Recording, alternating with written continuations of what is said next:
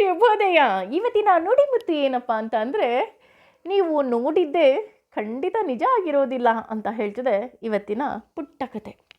ನಾವು ನೋಡಿದ ತಕ್ಷಣ ಯಾವುದೋ ಒಂದು ನಿರ್ಧಾರವನ್ನು ತೆಗೆದುಕೊಳ್ಬಾರ್ದು ಅಂತ ಒಂದು ಹಾಡಿದೆ ಅಲ್ವಾ, ಕೇಳಿದ್ದು ಸುಳ್ಳಾಗಬಹುದು, ನೋಡಿದ್ದು ಸುಳ್ಳಾಗಬಹುದು, ನಿಧಾನಿಸಿ ಯೋಚಿಸಿದಾಗ ನಿಜವು ತಿಳಿಯುವುದು. ಎಸ್, ನಿಧಾನಕ್ಕೆ ಯೋಚನೆ ಮಾಡಬೇಕು. ಇವತ್ತಿನ ಕತೆ ಏನಪ್ಪ ಅಂತಂದರೆ, ಒಬ್ಬ ರಾಜ ಇರ್ತಾನೆ. ಆ ರಾಜನಿಗೆ 3 ಜನ ಗಂಡು ಮಕ್ಕಳು. 3 ಜನರು ಸಹ ವಿದ್ಯೆಯಲ್ಲಿ ಬುದ್ಧಿಯಲ್ಲಿ ತುಂಬ ನಿಪುಣರಾಗಿರ್ತಾರೆ. ಆ ರಾಜನಿಗೆ ಒಂದೇ ಒಂದು ಆಸೆ, ಮುಂದೆ ಯಾರೇ ರಾಜರಾದರೂ ಸಹ ಸಮರ್ಥವಾಗಿ ರಾಜ್ಯವನ್ನು ಆಳಬೇಕು ಅನ್ನೋದು. ಹಾಗಾಗಿ ಅವರು ಓದದೇ ಇದ್ದಂತಹ ಒಂದು ವಿಷಯದ ಬಗ್ಗೆ ಅವರಿಗೆ ತಿಳುವಳಿಕೆಯನ್ನು ಕೊಡಬೇಕು ಅನ್ನೋ ಒಂದು ವಿಶೇಷವಾದ ಆಸೆಯಿಂದ ಆತ ಏನು ಮಾಡ್ತಾನೆ, 3 ಜನ ಯುವರಾಜರನ್ನು ಕರೆದು ಹೇಳ್ತಾನೆ, ನಮ್ಮ ರಾಜ್ಯದಲ್ಲಿ ಇಲ್ಲದೇ ಇರುವಂತಹ ಒಂದು ಹಣ್ಣಿನ ಮರವನ್ನು ನೀವು ಪಕ್ಕದ ರಾಜ್ಯದಲ್ಲಿ ಅಥವಾ ಬೇರೆ ಕಡೆ ಹೋಗಿ ನೀವು ಹುಡುಕಿಕೊಂಡು ಬರಬೇಕು. ಆದರೆ 3 ಜನರು ಸಹ 4 ತಿಂಗಳ ಅಂತರದಲ್ಲಿ ಹೋಗಿ ಹುಡುಕಬೇಕು ಅಂತ ಹೇಳ್ತಾರೆ. ಆ 3 ಜನ ಯೋಚನೆ ಮಾಡ್ತಾರೆ. ಯೋಚನೆ ಮಾಡಿದಾಗ ಅವರಿಗೆ ಗೊತ್ತಾಗುತ್ತೆ, ಅವರ ರಾಜ್ಯದಲ್ಲಿ ಇಲ್ಲದೇ ಇರುವಂತಹ ಒಂದು ಮರ ಪಕ್ಕದ ರಾಜ್ಯದಲ್ಲಿದೆ ಅಂತ. ಸರಿ, ಒಬ್ಬ ರಾಜಕುಮಾರ ಹೋಗ್ತಾನೆ, ನೋಡ್ಕೊಂಬರ್ತಾನೆ. ಇನ್ನೊಬ್ಬ ರಾಜಕುಮಾರ ಮತ್ತು ಇನ್ನೊಬ್ಬ ರಾಜಕುಮಾರ 4 ತಿಂಗಳ ಅಂತರದಲ್ಲಿ ನೋಡ್ಕೊಂಬರ್ತಾರೆ. ನಂತರ 1 ವರ್ಷವಾದ ನಂತರ ಆ ರಾಜನ ಮುಂದೆ ಅವರು ಹೇಳ್ತಾರೆ, ಹೇಗಿದೆ ಆ ಮರ ಅಂತ. ಒಬ್ಬ ಹೇಳ್ತಾನೆ, ಮಹಾರಾಜರೇ, ಆ ಮರವೇ ವ್ಯರ್ಥ. ಯಾಕೆ ಅಂತ ಅಂದರೆ, ಆ ಮರದಲ್ಲಿ ಯಾವುದೇ ರೀತಿಯಾದಂತಹ ಎಲೆಗಳಿಲ್ಲ, ಒಣಗಿ ಹೋಗಿದೆ. ಅದರಿಂದ ಏನೂ ಉಪಯೋಗ ಇದೆ ಅಂತ ನನಗೆ ಅನ್ನಿಸ್ಲಿಲ್ಲ. ಆದರೆ ಅಲ್ಲಿಯ ಜನರನ್ನು ಕೇಳಿದಾಗ ಅದೇ ಮರವನ್ನು ತೋರಿಸಿದ್ರು, ಆದರೆ ಅದು ಪೂರ್ತಿ ಒಣಗಿ ಹೋಗಿತ್ತು ಅಂತ ಹೇಳ್ತಾನೆ.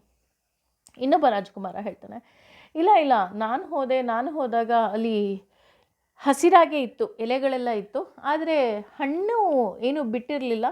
ಅವರು ಈ ಸಮಯದಲ್ಲಿ ಬಿಡಲ್ಲ ಅಂತ ಹೇಳಿದ್ರು, ಆದರೆ ಅದು ಸ್ವಲ್ಪ ಸಮಯದಲ್ಲೇ ಆ ಹಣ್ಣು ಬಿಡೋದು. ಹಾಗಾಗಿ ಆ ಮರ ಉಪಯೋಗಕ್ಕೆ ಬರುತ್ತೆ ಅಂತ ನನಗೂ ಅನಿಸೋದಿಲ್ಲ, ಆದರೆ ನೋಡೋದಕ್ಕೆ ಆ ಮರ ಚೆನ್ನಾಗಿದೆ ಅಂತ ಒಬ್ಬ ಅವನ ಅಭಿಪ್ರಾಯವನ್ನು ಹೇಳ್ತಾನೆ. ಇನ್ನೊಬ್ಬ ರಾಜಕುಮಾರ ಹೇಳ್ತಾನೆ, ಇಲ್ಲ, ಆ ಮರವೂ ಚೆನ್ನಾಗಿದೆ, ಅದರ ಒಂದೊಂದು ಕೊಂಬೆಯಲ್ಲೂ ಸಹ ಸಾಕಷ್ಟು ಹಣ್ಣುಗಳೇ ಬಿಟ್ಟಿತ್ತು, ಹಣ್ಣುಗಳು ಸಹ ತುಂಬ ರುಚಿಯಾಗಿದೆ ಅಂತ. ತಕ್ಷಣ 3 ಜನ ಒಬ್ರಿಗೊಬ್ಬರು ಜಗಳ ಕಾಯೋದಕ್ಕೆ ಶುರು ಮಾಡ್ತಾರೆ. ಇಲ್ಲ, ನಾನು ನೋಡಿದ್ದು ಹಾಗಿತ್ತು, ನಾನು ನೋಡಿದ್ದು ಹೀಗಿತ್ತು, ಹಾಗೆ ಹೀಗೆ ಅಂತ. ಆ ಸಭೆಯಲ್ಲಿ ಇದ್ದಂತಹ ಎಲ್ಲರಿಗೂ ಸಹ ಆಶ್ಚರ್ಯ ಆಗುತ್ತೆ. ಮಹಾರಾಜ ಯಾವ ರೀತಿಯಾದಂತಹ ಜ್ಞಾನವನ್ನು ಮಕ್ಕಳಿಗೆ ಕೊಡಬೇಕು ಅಂತ ಅಂದ್ಕೊಂಡಿದ್ದಾರೆ ಗೊತ್ತಾಗ್ತಾ ಇಲ್ವಲ್ಲ. ಇವ್ರು ನೋಡಿದ್ರೆ 3 ಜನ ಜಗಳ ಕಾಯ್ತಿದ್ದಾರೆ ಅಂತ. ಆಗ ಇವರ ಜಗಳವನ್ನು ನೋಡಿ ಮಹಾರಾಜ ಎದ್ದು ನಿಂತ್ಕೊಂಡು, ಸಮಾಧಾನವಾಗಿರಿ, ನೀವು 3 ಜನ ಹೇಳಿದ್ದು ಸಹ ಸರಿಯಾಗಿದೆ ಅಂತ ಹೇಳ್ತಾರೆ. ಆಗ ಅವ್ರಿಗೆ ಆಶ್ಚರ್ಯ ಆಗುತ್ತೆ, ಇದೇನಿದು, ಮಹಾರಾಜರು ನೋಡಿದ್ರೆ 3 ಜನ ಹೇಳಿದ್ದು ಸರಿಯಾಗಿದೆ ಅಂತಾರಲ್ಲ ಅಂತ. ಆಗ ರಾಜರು 3 ಜನ ಮಕ್ಕಳನ್ನು ಕೂರಿಸ್ಬಿಟ್ಟು ಹೇಳ್ತಾರೆ, ಹೌದು, ನೀವು ನೋಡಿದ್ದು 3 ಜನ ನೋಡಿದ್ದು ಸಹ ಸರಿಯಾಗಿದೆ, ಆದರೆ ನೀವು ಒಂದು ವಿಷಯವನ್ನು ಮರೀತಾ ಇದ್ದೀರಾ. 3 ಜನರು ಸಹ 4 ತಿಂಗಳ ಅಂತರದಲ್ಲಿ ಆ ಮರವನ್ನು ನೋಡಿದ್ರಿ. ಅಂದರೆ ಬೇರೆ ಬೇರೆ ಋತುಮಾನದಲ್ಲಿ ಆ ಮರವನ್ನು ನೋಡಿದ್ದೀರಿ. ಒಬ್ಬ ವಸಂತದಲ್ಲಿ ನೋಡಿದ್ರೆ, ಒಬ್ಬ ಶಿಶಿರದಲ್ಲಿ ನೋಡಿದ್ದಾರೆ, ಇನ್ನೊಬ್ಬರು ಇನ್ನೊಂದು ಋತುವಿನಲ್ಲಿ ನೋಡಿದ್ದಾರೆ. ಹಾಗಾಗಿ ಚಳಿಗಾಲದಲ್ಲಿ ಅದು ತನ್ನ ಎಲ್ಲ ಎಲೆಗಳನ್ನು ಕಳೆದುಕೊಂಡು ಬೋಡಾಗಿತ್ತು. ಹಾಗಾಗಿ ನಿನಗೆ ಆ ಮರದಲ್ಲಿ ಏನೂ ವಿಶೇಷತೆ ಇದೆ ಅಂತ ಅನ್ನಿಸ್ಲಿಲ್ಲ. ಹಾಗೆ ವಸಂತ ಋತುವಿನಲ್ಲಿ ಅದು ಚಿಗುರಿದೆ, ಆದರೆ ಅದರಲ್ಲಿ ಹಣ್ಣಿಲ್ಲ ಅಂತ ಅನಿಸಿದೆ. ಆದರೆ ಅದರ ಋತು ಬಂದಾಗ ಅದು ಹಣ್ಣನ್ನು ಬಿಟ್ಟಿದೆ, ಆಗ ನೀನು ಹೋಗಿ ನೋಡಿದೀಯಾ? ನಾನು ಈ ಒಂದು ವಿಷಯದಲ್ಲಿ ನಾನು ನಿಮಗೆ 3 ವಿಷಯವನ್ನು ತಿಳಿಸ್ಬೇಕು ಅಂತ ಹೇಳ್ತಾ ಇದ್ದೀನಿ.